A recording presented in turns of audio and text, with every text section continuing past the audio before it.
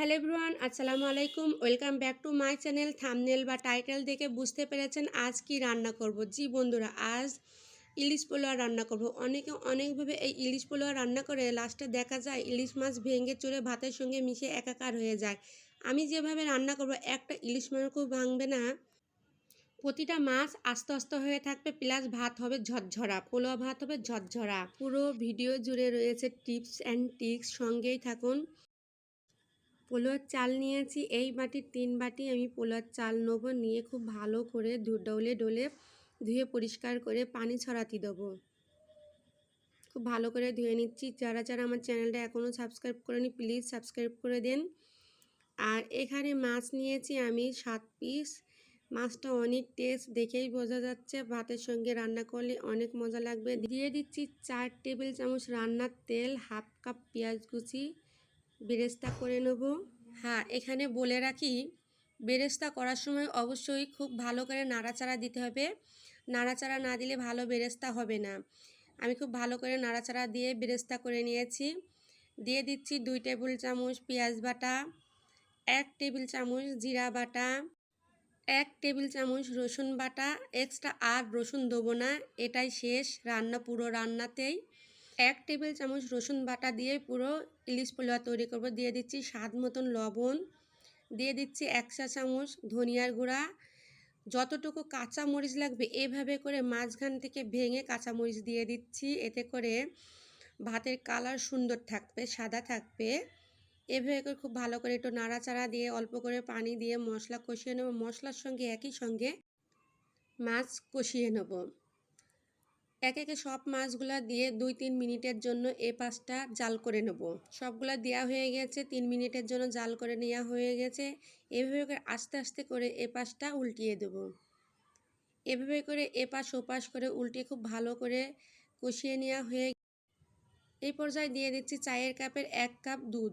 আমি আর এক্সট্রা পানি দেবো না, দুধ দিয়েই আমি ইলিশ মাছ রান্না করে নেব। এভাবে আরেকটু উল্টে পাল্টিয়ে নাড়াচাড়া দিয়ে রান্না করে দেবো। আলতো হাতে এভাবে উল্টিয়ে দেবো, প্রতিটা মাছই উল্টিয়ে দেবো। এতে করে প্রতিটা মাছের সঙ্গে মশলা খুব ভালো করে লেগে যাবে। হয়ে গিয়েছে, একে একে সব মাছগুলো আমি উঠিয়ে নিচ্ছি।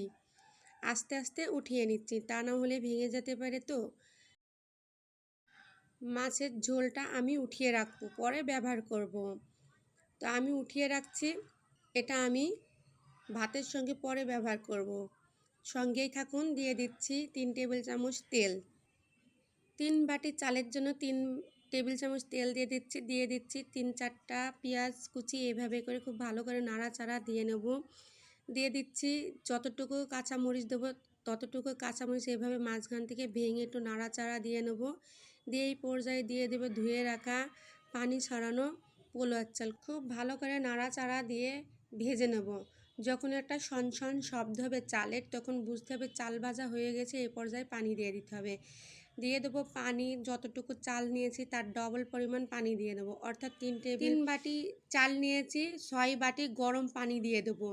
5 বাটি গরম পানি দিচ্ছি, আর 1 বাটি গরুর দুধ দিয়ে দিচ্ছি। দিয়ে দিচ্ছি 2 টেবিল চামচ চিনি। এতে করে যে একটা পানি পানি ভাব থাকবে সেটা থাকবে না। দিয়ে দিচ্ছি 2টা তেজপাতা, আর এই যে মাছের যে ঝোল ছিল সেটা দিয়ে দিচ্ছি, ফুটে হচ্ছে এই পর্যায়ে দিয়ে দিতে হবে।